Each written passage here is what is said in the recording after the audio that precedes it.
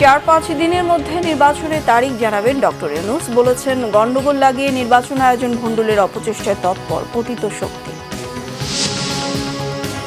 বিদেশ থেকে ভাড়ায় লোক এনে দেশ চালানো যায় না বলেছেন মির্জা ফখরুল। আন্তর্জাতিক মহলের মনোভাব বোঝার তাগিদ বিশিষ্টজনদের। আগামী নির্বাচনে অস্ত্রের চেয়েও গুজব ও কৃত্রিম বুদ্ধিমত্তা নিয়ে শঙ্কিত সিইসি। জুলাই সনদ ছাড়া ভোটে আপত্তি এনসিপির। দেখছিলেন ক্রাউন সিমেন্ট সংবাদ শিরোনাম। এবার বিস্তারিত। প্রধান উপদেষ্টা ডক্টর মোহাম্মদ ইউনূস বলেছেন, পতিত শক্তির গন্ডগোল লাগিয়ে নির্বাচনের আয়োজন ভণ্ডুলের অপচেষ্টা চালাচ্ছে। এদিকে জাতীয় পার্টির কাজী জাফর গ্রুপের চেয়ারম্যান মোস্তফা জামাল হায়দার জানিয়েছেন, জাতীয় সংসদ নির্বাচনের সম্ভাব্য তারিখ 4 থেকে 5 দিনের মধ্যে ঘোষণা করবেন প্রধান উপদেষ্টা।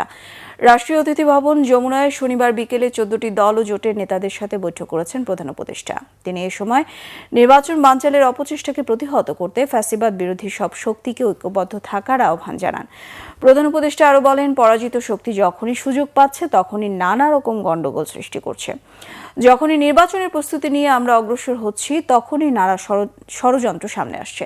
সুষ্ঠু নির্বাচন আয়োজনে সব রাজনৈতিক দলের সহযোগিতা চেয়েছেন প্রধান উপদেষ্টা।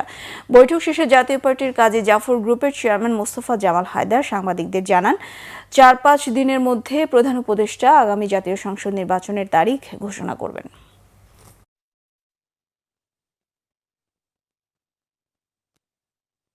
আমি মনে করি আজকের আমাদের আলোচনার সবচেয়ে ফলপ্রসূ সাবজেক্ট হচ্ছে এইটা। উনি ওনার বক্তব্যে সুস্পষ্টভাবে বলেছেন এবং তিনি আশ্বাস দিয়েছেন আগামী 4-5 দিনের মধ্যে নির্বাচনের সুস্পষ্ট তারিখ সময় তিনি ঘোষণা করবেন। বিএনপি মহাসচিব মির্জা ফখরুল ইসলাম আলমগীর বলেছেন, বিএনপি নিম্নকক্ষ নির্বাচনের সংখ্যানুপাতিক বা পিআর পদ্ধতি চায় না। তিনি বলেন, রাতারাতি সংস্কার সম্ভব নয়, কয়েকটি বৈঠক করে সংস্কার হয়ে যাবে এমনটা ভাবা উচিত নয়।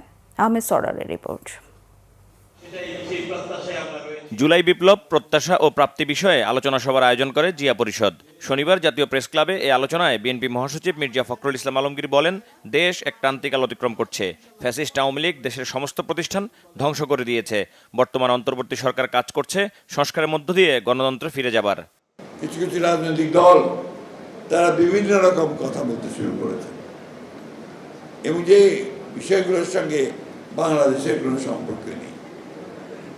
যেমন আপনারা দেখুন, খুব জোর করে বলছে আনুপাতিক হারে যে আপনার পিআর পদ্ধতি নির্বাচন। আমাদের সাধারণ মানুষ তো বোঝেই না যা আনুপাতিক হারের নির্বাচনটা কি। আমাদের দেশের সাধারণ মানুষ যারা তাদের এলাকাতে একজন নেতা চায়, প্রতিনিধি চায়, তার কাজগুলো করার জন্য সে একজন নেতৃত্ব খোঁজে, সেটা কোনো মতেই সম্ভব হয় না। আমরা এই কারণেই বলেছি যে নিম্নকক্ষের যে পার্লামেন্ট, সেই পার্লামেন্টে আমরা আনুপাতিক হারে নির্বাচন কথা আমরা চিন্তা করি না। মির্জা ফখরুল বলেন, রাজনৈতিক দলগুলোর মূল লক্ষ্য হওয়া উচিত জনগণের কাছে চলে যাওয়া। অনেকে মনে করছেন যে কয়েকজন লোক সংস্কার যারা করছেন তারা কতগুলো বৈঠক করে আপনার সংস্কারের কত বিষয় নিয়ে এসে জনগণকে দিয়ে দিলেন আর সংস্কার হয়ে গেল। সেভাবে সংস্কার হয় না। সংস্কার হতে হবে একটা প্রক্রিয়ার মধ্য দিয়ে। জনগণের প্রতিনিধি আমরা নির্বাচন করতে গেলেই বলবো যে বিএনপি শুধু নির্বাচন চায়। নির্বাচন কেন চাই সেদিকটা ভালো করে চিন্তা করুন, অবকাশই পায় না। নির্বাচন না হলে আমি প্রতিনিধি নির্বাচন করব কি করে? আর প্রতিনিধি নির্বাচনে না হলে সে পার্লামেন্টে যাবে কি করে? আর পার্লামেন্টে না গেলে জনগণের শাসনটা প্রতিষ্ঠিত হবে কোত্থেকে? কয়েকজন ব্যক্তিকে দেশ বিদেশ থেকে ভাড়া করে নিয়ে এসে কি দেশ চালানো যায়? যায় না। এই যে সহজ সরল কথা, এই সহজ সরল কথাটা আমাদেরকে উপলব্ধি করতে হবে। এদিকে বিমান বিধ্বস্ত হয়ে নিহত মাইলস্টোন স্কুলের শিক্ষার্থী শহীদ আফনান ফাইয়াজের পরিবারের সাথে সাক্ষাৎ করেছেন বিএনপির সিনিয়র যুগ্ম মহাসচিব রুহুল কবির রিজভী। এই সময় তিনি দলের ভারপ্রাপ্ত চেয়ারম্যান তারেক রহমানের পক্ষ থেকে পরিবারের প্রতি সমবেদনা জানান। যারা অমূল্য সম্পদ হারিয়েছেন, সেই সম্পদ পৃথিবীর কেউ ফেরত দিতে পারবে না। আহমেদ সরওয়ার, বাংলা ভিশন, ঢাকা। অর্থ উপদেষ্টা ডক্টর সালেউদ্দিন আহমেদ বলেছেন, রাজনৈতিক বন্দোবস্ত ছাড়া রাষ্ট্র গঠন ও অর্থনৈতিক উন্নয়ন সম্ভব নয়। এদিকে বিএনপি মহাসচিব মির্জা ফখরুল ইসলাম আলমগীর বলেছেন, নির্বাচনের মাধ্যমে গণতান্ত্রিক প্রক্রিয়ায় ফিরে যেতে দেরি হওয়া ঠিক নয়। গেল আওয়ামী শাসনের সময় বিশ্লেষণ করে অর্থনীতিবিদ হোসেন জিল্লুরের লেখা অর্থনীতি, শাসন ও ক্ষমতা যাপিত জীবনের আলেখ্য বইয়ের মোড়ক উন্মোচন অনুষ্ঠানে শনিবার একথা বলেন তারা। আলোচনায় অংশ নিয়ে বিএনপি মহাসচিব মির্জা ফখরুল ইসলাম আলমগীর বলেন, গণ অভ্যুত্থানের মধ্য দিয়ে বাংলাদেশ বিনির্মাণের পথ তৈরি হয়েছে, তবে অবস্থার তেমন ইতিবাচক পরিবর্তন হয়নি। বলেন, সংস্কার রাতারাতি সম্ভব নয়, একটি চলমান প্রক্রিয়া। আলোচনায় অর্থ উপদেষ্টা ডক্টর সালেউদ্দিন আহমেদ বলেন, নিয়ন্ত্রণহীন ক্ষমতার লাগাম টেনে ভারসাম্য তৈরি করতে হবে। রাজনৈতিক বন্দোবস্ত ছাড়া মানুষের আকাঙ্ক্ষা পূরণ সম্ভব নয়। বিশিষ্টজনেরা বলেন, সংস্কারের ক্ষেত্রে আন্তর্জাতিক সম্প্রদায়ের ভাবনা বুঝতে ব্যর্থ হলে আগামীর বাংলাদেশ বাস্তবে রূপ দেওয়া কঠিন হবে। বিএনপির জাতীয় স্থায়ী কমিটির সদস্য ও ভোলা ৩ আসনের সাবেক সংসদ সদস্য অবসরপ্রাপ্ত মেজর হাফিজউদ্দিন আহমেদ বীর বিক্রম বলেছেন, এই উপদেষ্টা পরিষদ বাংলাদেশের জনগণের জন্য কল্যাণকর একটি রাষ্ট্রে পরিণত করতে ব্যর্থ হয়েছে। শনিবার ভোলার লালমোহন উপজেলা অডিটোরিয়ামে উপজেলা বিএনপির ত্রিবার্ষিক সম্মেলনে তিনি কথা বলেন। তিনি বলেন, জুলাই আগস্ট গণ অভ্যুত্থানে অংশ নিয়েও গণতন্ত্র প্রতিষ্ঠা হয়নি। প্রশ্ন করেন, নির্বাচন ছাড়া গণতন্ত্র কিভাবে প্রতিষ্ঠিত হবে? দুঃখ করে তিনি আরও বলেন, জুলাই আগস্টে আহতরা হাসপাতালে কাতরাচ্ছে। জানান, আহতদের ওই সময় তিনি হাসপাতালে দেখতে গিয়েছিলেন। সম্মেলনে ৩ বছরের জন্য উপজেলা বিএনপি সভাপতি জাফর ইকবাল ও সাধারণ সম্পাদক শফিকুল ইসলাম বাবুল পঞ্চায়েতকে নির্বাচিত হিসেবে ঘোষণা করা হয়।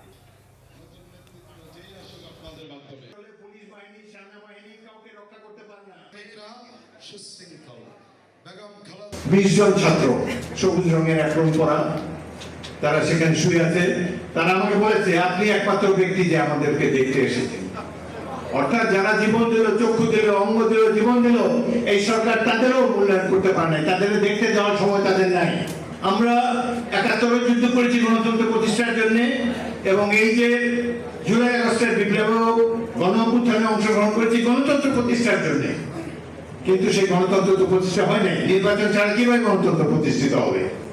কিন্তু আমরা লক্ষ্য করেছি অত্যন্ত উদ্বেগের সাথে এই যে উপদেষ্টা পরিষদ, তারা নির্বাচন পিছানোর দিকে তাদের চেষ্টা, তাদের মনের গোপন ইচ্ছা যে এই সরকার 5 বছর কমসে কম থাকুক। মাইলস্টোন স্কুলে যুদ্ধ বিমান দুর্ঘটনায় আহতদের সর্বোচ্চ চিকিৎসা এবং নিহতদের পরিবারকে উপযুক্ত ক্ষতিপূরণ দিতে অন্তর্বর্তী সরকারের কাছে দাবি জানিয়েছেন বিএনপির স্থায়ী কমিটির সদস্য ডক্টর আব্দুল মঈন খান। অন্যদিকে স্থায়ী কমিটির আরেক সদস্য সেলিমা রহমান বলেছেন, এমন মর্মান্তিক ঘটনায় সরকার সংশ্লিষ্টদের আরও দায়িত্বশীল ভূমিকা পালন করা উচিত। মিরাজ হোসেন গাজীর রিপোর্ট। মাইলস্টোন স্কুল অ্যান্ড কলেজে যুদ্ধবিমান দুর্ঘটনায় নিহত ওয়াকিয়া ফেরদৌস নিধির পরিবারের সঙ্গে দেখা করেন বিএনপি স্থায়ী কমিটির সদস্য ডক্টর আব্দুল মঈন খানের নেতৃত্বে একটি প্রতিনিধি দল। রাজধানীর তুরাগ থানার চণ্ডালভোগ এলাকায় নিধির পরিবারের সঙ্গে বেশ কিছু সময় কাটান বিএনপি নেতারা। সন্তান হারানো পরিবারটির পাশে থাকার আশ্বাস দেন তারা। জনগণের সরকার যখন দায়িত্ব নেবে তখন কিন্তু তারা সচেতনভাবে কাজ করে যাবে, কেননা তারা জানে তাদের জবাবদিহি করতে হবে। দেশ পরিচালনা করতে গেলে নানান রকমের সমস্যা আসে, দুর্ঘটনা আসে, এবং একটি সত্যিকার জনপ্রতিনিধিত্বশীল সরকার সেই পরিস্থিতি যাতে সঠিকভাবে মোকাবেলা করতে পারে জবাবদিহিতার সঙ্গে, সেটাই আমরা প্রত্যাশা করি। এবং এই অন্তর্বর্তীকালীন সরকারের কাছে আমরা বলবো, যারা নিহত হয়েছে, যারা শহীদ হয়েছে, যারা আহত রয়েছে, তাদের সুচিকিৎসার ব্যবস্থা করা, এবং যারা নিহত হয়েছে তাদের পরিবারবর্গের জন্য যথাযোগ্য ক্ষতিপূরণের ব্যবস্থা করা, এটা আজকের সরকারের দায়িত্ব। অন্যদিকে দুর্ঘটনায় নিহত ফাতেমা আক্তারের শোকাহত পরিবারের সদস্যদের সমবেদনা জানান বিএনপির আরেকটি প্রতিনিধি দল। দলের স্থায়ী কমিটির সদস্য সেলিমা রহমানের নেতৃত্বে বিএনপি নেতারা শোকাহত পরিবারের সদস্যদের সঙ্গে কথা বলেন। অ্যাক্টিং চেয়ারপারসন জনাব তারেক রহমানের পক্ষ থেকে এসেছি আপনাদেরকে সমবেদনা জানাতে। তেমনি আমার দেশনেত্রী বেগম খালেদা জিয়া, যিনি আজকে অসুস্থ, আপনারা সবাই জানেন, তিনিও সমবেদনা জানিয়েছেন। এ সময় তার সঙ্গে ছিলেন বিএনপির কেন্দ্রীয়, মহানগর ও স্থানীয় নেতাকর্মীরা। মিরাজ হোসেন গাজী, বাংলা ভিশন, ঢাকা। প্রধান নির্বাচন কমিশনার AMM নাসির উদ্দিন বলেছেন, সোশ্যাল মিডিয়া ও কৃত্রিম বুদ্ধিমত্তা আগামী নির্বাচনের সবচেয়ে বড় হুমকি, যা মোকাবেলায় দেশি বিদেশি বিশেষজ্ঞ টিম কাজ করছে। ত্রয়োদশ জাতীয় সংসদ নির্বাচন উপলক্ষে শনিবার সকালে খুলনায় নির্বাচন কর্মকর্তাদের সাথে মতবিনিময় সভা শুরুর আগে সাংবাদিকদের তিনি এসব কথা বলেন। প্রধান নির্বাচন কমিশনার আরও বলেন, ভোট গ্রহণের 2 মাস আগে তফসিল ঘোষণা করা হবে। অবৈধ অস্ত্র উদ্ধার ও সন্ত্রাসীদের গ্রেফতারের ব্যাপারে কাজ চলছে। তফসিল ঘোষণার আগে এ ব্যাপারে অভিযান পরিচালনা করা হবে। এছাড়া দেশ ও জাতির কাছে নির্বাচন অবাধ, সুষ্ঠু ও নিরপেক্ষ করার দায়বদ্ধতা রয়েছে বলেও জানান প্রধান নির্বাচন কমিশনার। জাতীয় নাগরিক পার্টি এনসিপির আহ্বায়ক নাহিদ ইসলাম বলেছেন, গণ-অভ্যুত্থানের 1 বছর পরেও মানুষের অধিকার আদায় হয়নি। সমাজে চাঁদাবাজ ও সন্ত্রাসের অভয়ারণ্য তৈরি হয়েছে। রাষ্ট্রযন্ত্র থেকে দুর্নীতিকে চিরতরে বিলুপ্ত করা যায়নি। জাতীয় নাগরিক পার্টি দেশ গড়ার প্রত্যয় ঘোষিত জুলাই পদযাত্রার অংশ হিসেবে শনিবার সন্ধ্যায় কিশোরগঞ্জ জেলা শহরের পুরান থানা এলাকায় সমাবেশে এনসিপির আহ্বায়ক নাহিদ ইসলাম এসব কথা বলেন। নাহিদ আরও বলেন, শেখ হাসিনার সংবিধান সহ তার যে সরকার ব্যবস্থা ছিল তার সব পাল্টে নতুন সরকার গঠন করতে হবে। মানুষের সকল অধিকার নিশ্চিত না করে নির্বাচন নিয়ে পড়ে থাকলে চলবে না। এ সময় আরও বক্তব্য রাখেন সদস্য সচিব আক্তার হোসেন, দক্ষিণাঞ্চলের মুখ্য সংগঠক হাসনাত আবদুল্লাহ, মুখ্য সিনিয়র যুগ্ম আহ্বায়ক আদিব আরিফ, সিনিয়র যুগ্ম আহ্বায়ক সামান্তা শারমিন সহ অন্যান্যরা। গণ-অভ্যুত্থানের 1 বছর পরেও সমাজে চাঁদাবাজ এবং সন্ত্রাসের অভয়ারণ্য তৈরি হয়েছে। আমাদেরকে আরো জানতে হয়েছে যখন আমরা দেখেছি রাষ্ট্রযন্ত্র থেকে দুর্নীতিকে চিরতরে বিলুপ্ত করা যায়নি। গণ-অভ্যুত্থানের মধ্য দিয়ে যে পুরনো ফ্যাসিস্ট ব্যবস্থা রয়েছে, শেখ হাসিনার সংবিধান সহ শেখ হাসিনার যে সরকার ব্যবস্থা ছিল, এই সকল নিয়ম পাল্টিয়ে নতুন রাষ্ট্র, নতুন সরকার তৈরি করতে হবে। কিন্তু আফসোসের বিষয়, আমরা নতুন সরকার পেলেও নতুন দেশ এখনো পাইনি। 27 জুলাই অভ্যুত্থানের গুরুত্বপূর্ণ একটি দিন। এই দিনে সেতু ভবন ও এলিভেটেড এক্সপ্রেস সহ ক্ষতিগ্রস্ত বিভিন্ন স্থাপনা পরিদর্শন করে তৎকালীন প্রধানমন্ত্রী শেখ হাসিনা বলেছেন, এসব হামলার পেছনে বিএনপি জামায়াত জড়িত। 14 দলের পক্ষ থেকে অভিযোগ করা হয়েছিল ধ্বংসযজ্ঞের পেছনে ইউনূস গং জড়িত। সহিংসতায় সম্পৃক্ততা পাওয়া গেলে ডিবি হেফাজতে থাকা সমন্বয়কদের বিরুদ্ধে ব্যবস্থা নেওয়ার কথা বলেছিলেন তৎকালীন স্বরাষ্ট্রমন্ত্রী আসাদুজ্জামান খান কামাল। ওবায়দুল কাদের বলেছিলেন, মেট্রো রেল কবে চালু হবে তা নির্দিষ্ট করে বলা যাচ্ছে না। বিস্তারিত রয়েছে জিয়া খানের রিপোর্টে। 27 জুলাই 2024 শনিবার সাপ্তাহিক ছুটির দিন হলেও রাজধানীর সড়কগুলোতে যানবাহনের চাপ ছিল সকাল থেকেই। 9 ঘন্টার জন্য কারফিউ শিথিল থাকায় লোকজন ঘর থেকে বের হয়েছিল নানা কাজে। সেদিন ক্ষতিগ্রস্ত সেতু ভবন, এলিভেটেড এক্সপ্রেসওয়ে, ত্রাণ ও দুর্যোগ ব্যবস্থাপনা অধিদপ্তর পরিদর্শন করেছিলেন তৎকালীন প্রধানমন্ত্রী শেখ হাসিনা, যার দায় দিয়েছিলেন বিএনপি জামাতের ওপর। 2001 সালে এইরকম তাণ্ডব বিএনপি জামাত জোট চালিয়েছিল। আওয়ামী লীগের প্রায় 21,000 নেতাকর্মী হত্যা করে, কত মানুষ গুলি খেয়ে তাদের ঘর বাড়ি হাত পা কেটে দেওয়া, চোখ তুলে দেওয়া, মেয়েদের রেপ করা, এই তাণ্ডব ছিল। আবার 2013 সালে অগ্নিসন্ত্রাস। 14 দলের পক্ষ থেকে দায় চাপানো হয়েছিল বর্তমান প্রধান উপদেষ্টা ডক্টর মোহাম্মদ ইউনূসের ওপর। শাস্তিমূলক ব্যবস্থার ক্ষেত্রে কোনো দল নেই, দলমত নির্বিশেষে যার যেখানে অবস্থান সেইখান থেকে তাকে দেখা হবে। ক্ষতিগ্রস্ত মেট্রো রেল চালুর সিদ্ধান্ত নিয়েও নাটকীয়তার আশ্রয় নিয়েছিলেন ওবায়দুল কাদের। মেট্রো রেলের কাজীপাড়া, মিরপুর 10 এই দুটা ধ্বংসপ্রাপ্ত। এটা 1 বছরেও যন্ত্রপাতি এনে সচল করা সম্ভব হবে না বলে এক্সপার্টরা জানিয়েছে। নিরাপত্তার অজুহাতে ডিবি হেফাজতে থাকা 5 সমন্বয়ককে আন্দোলন তুলে নেয়ার চাপ দিয়েছিলেন শেখ হাসিনার বিশ্বস্ত স্বরাষ্ট্রমন্ত্রী আসাদুজ্জামান খান।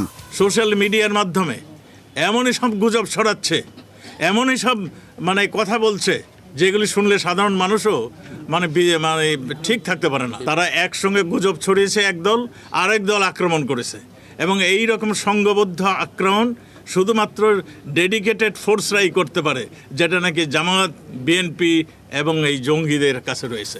তবে ইন্টারনেট বন্ধের নাটকের পরিচালক জোনায়েদ আহমেদ পলকের একের পর এক মিথ্যার সিরিয়াল তখনও ছিল নিয়মিত। আলোচনা সাপেক্ষে আমরা যত দ্রুত সম্ভব আমরা চেষ্টা করছি আগামীকাল পরশুর মধ্যেই তাদের সাথে আলোচনা করে আমরা মোবাইল ব্রডব্যান্ডটাও 4G নেটওয়ার্কটাও আমরা উন্মুক্ত করে দেব। সেদিন এক সংবাদ বিজ্ঞপ্তির মাধ্যমে পরিস্থিতির রাজনৈতিক সমাধানের কথা জানায় বিএনপি। জিয়া খান, বাংলা ভিশন, ঢাকা। মাইলস্টোন স্কুলের সেই বিভীষিকাময় দুপুর পেরিয়ে গেছে 6 দিন, কিন্তু এখনও থামেনি কান্না, কমেনি আহাজারি। বিভিন্ন হাসপাতালে এখনও চিকিৎসাধীন রয়েছেন প্রায় অর্ধশত। আর সরকারি তথ্য মতে এ পর্যন্ত নিভে গেছে 35টি প্রাণ, নিখোঁজ রয়েছেন একজন। সবার লাশ হস্তান্তর করা হয়েছে পরিবারের কাছে। জাতীয় বার্ন ইনস্টিটিউটে শনিবার মারা গেছেন 2 জন এবং রিলিজ দেয়া হয়েছে 2 জনকে। রিলিজের অপেক্ষায় আরও 10 জন। বিস্তারিত রয়েছে মামুন আব্দুল্লাহ রিপোর্টে। বিমান দেখে আকাশে উড়বার যে স্বপ্ন দেখেছিল মাইলস্টোন স্কুলের শিক্ষার্থীরা, সে স্বপ্ন আর বাস্তব হবে না মর্মান্তিক দুর্ঘটনার শিকার শিক্ষার্থীদের। যেন আকাশ ভেঙে পড়েছে দুর্ঘটনার শিকার শিক্ষার্থী ও তাদের পরিবারের উপর। এ ঘটনায় পুরো দেশ শোকে স্তব্ধ।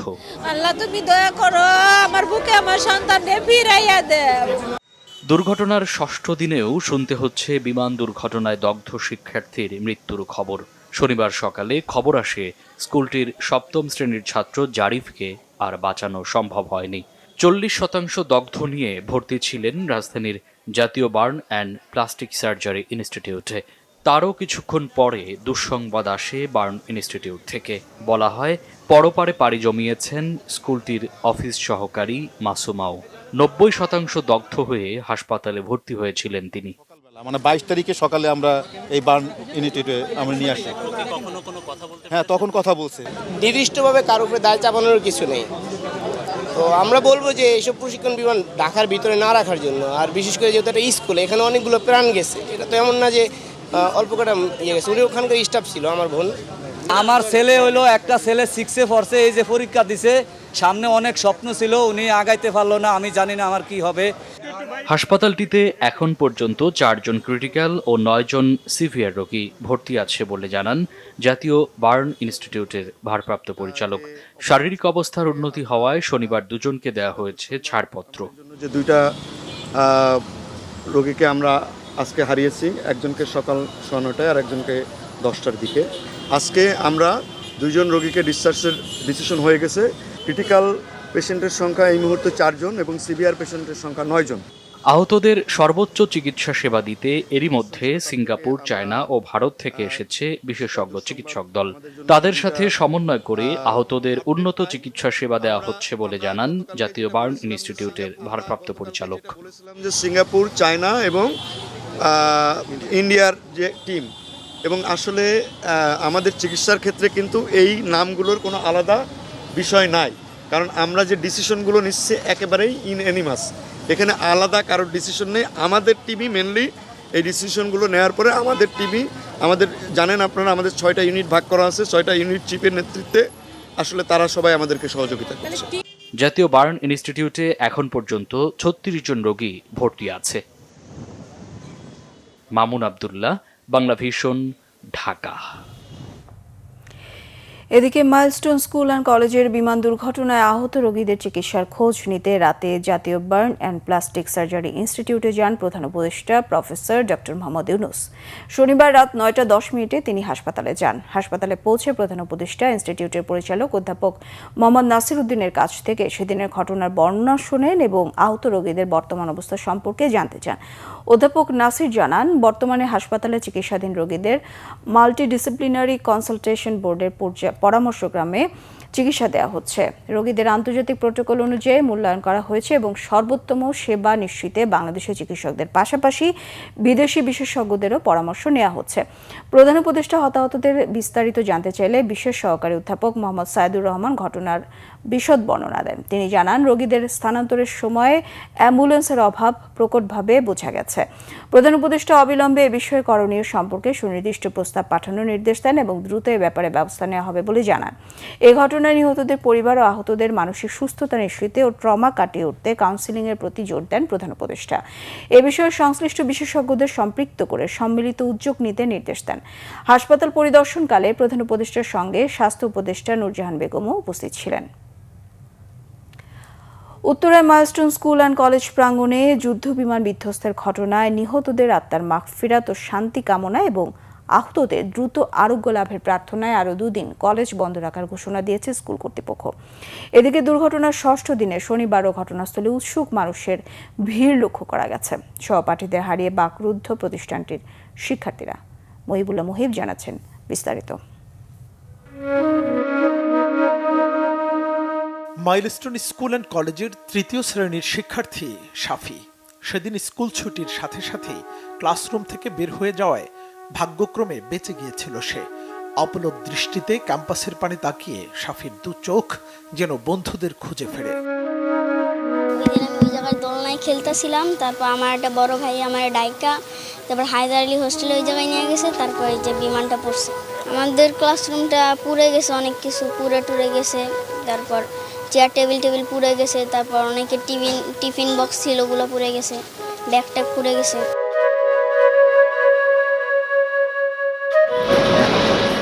রানওয়ে সংলগ্ন ক্যাম্পাসের উপর দিয়ে খুব কাছ থেকে এখনো প্রতিনিয়ত ওঠানামা করে বিমান। আগে যে বিমান দেখতে হইহুল্লোড় পড়তো শিক্ষার্থীদের, আজ সেই বিমানের শব্দে আটকে ওঠে মাইলস্টোনের শিক্ষার্থীরা। চোখের সামনে বাঁচার জন্য সহপাঠীদের আকুতি যেন আজও কাঁদায় প্রতিটি মানুষকে। আমাদের মাথার মধ্যে প্লেন ক্রস করলে আমরা ছবি নিতাম, আমরা খুশি হতাম, আমাদের ভালো লাগতো। আর এখন ক্রস করলে আমি কানে হাত দিয়ে আমার হাত পা কাঁপে। শুধু আমি না, আমার সব ফ্রেন্ডরা। আমাদের যখন কলেজটা ওপেন হবে, সেটা আজ হোক, কাল হোক, 2 মাস পর হোক, 3 মাস পর হোক, একদিন তো হবে। এই যে আমরা যখন ভবনটার সামনে দিয়ে ক্রস করব, যখন জানালা দিয়ে দেখব ভবনটা, যখন মনে পড়বে সেই সিনটা যে আমি দেখছি বাচ্চাগুলো চিল্লাইতেছে, আমি দেখছি বাচ্চাগুলো পুড়ে যাচ্ছে, এগুলো তো ভুলতে পারবো না। এগুলো একটা ট্রমা। এই ট্রমাটা আমাদের সারা জীবন, যারা ওইখানে আমরা ছিলাম, এটা হয়তো বা সারা জীবন আমাদের পিছ ছাড়বে না। কালকে আসছিলাম, বাট ভিড়ের জন্য ওভাবে দেখা হয় না। আজকে ভিতরে গেলাম, দেখছি তো আমি কাছ থেকে দেখছি, বাট আগুনের পর আমি আসিনি, তো আজকে পর আসলাম। দুর্ঘটনার 6 দিন পেরিয়ে গেলেও মানুষের আনাগোনা যেন কমছেই না। চোখের পলকে আকাশের তারা হয়ে যাওয়া ছোট্ট ফুলগুলো আর সুবাস ছড়াবে না স্কুল আঙিনায়। দূর দূরান্ত থেকে আসা উৎসুক মানুষের কৌতূহল দৃষ্টি আর প্রশ্ন, কবে ফিরবে আবার কোলাহল স্কুল ক্যাম্পাসে?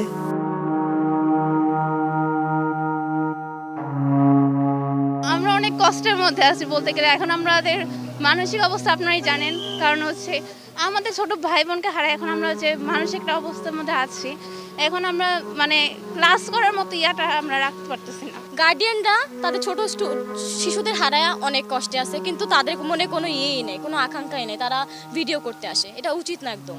যখন স্কুল ছুটি হয়েছে তখন আমার কোচিং ছিল, আমি তাড়াতাড়ি ওরা নিয়ে এখান থেকে গেছি। আমরা গেট থেকে বাইরে আনার পরেই আর কি প্ল্যানটা ক্র্যাশ হয়েছে।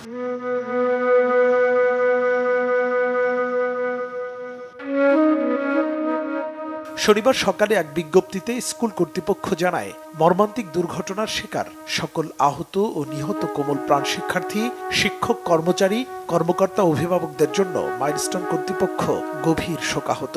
স্কুলের এই ক্ষত কাটিয়ে উঠতে আগামী আরও 2 দিন পাঠদান বন্ধ রাখার কথাও জানানো হয় বিজ্ঞপ্তিতে। মুহিবুল্লাহ মুহিব, বাংলা ভিশন, ঢাকা। সংবাদ শেষ করব ক্রাউন সিমেন্ট শিরোনামগুলো আরো একবার জানিয়ে। 4-5 দিনের মধ্যে নির্বাচনের তারিখ জানাবেন ডক্টর ইউনূস। বলেছেন, গন্ডগোল লাগিয়ে নির্বাচন আয়োজন ভণ্ডুলের অপচেষ্টা তৎপর পতিত শক্তি। বিদেশ থেকে ভাড়ায় লোক এনে দেশ চালানো যায় না, বলেছেন মির্জা ফখরুল। আন্তর্জাতিক মহলের মনোভাব বোঝার তাগিদ বিশিষ্টজনদের।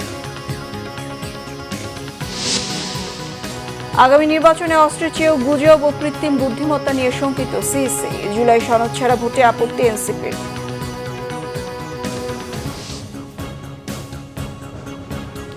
এই ছিল এখনকার মতো। পরের সংবাদ সকাল 7:30টায় দেখার আমন্ত্রণ রইল। এছাড়া বাংলা ভিশন সংবাদ ও সংবাদ সংশ্লিষ্ট অনুষ্ঠান দেখতে ভিজিট করুন www.bbnews24.com ও facebook.com/banglavisionnews। সাবস্ক্রাইব করুন youtube.com/banglavisionnews। সঙ্গে থাকায় ধন্যবাদ সবাইকে।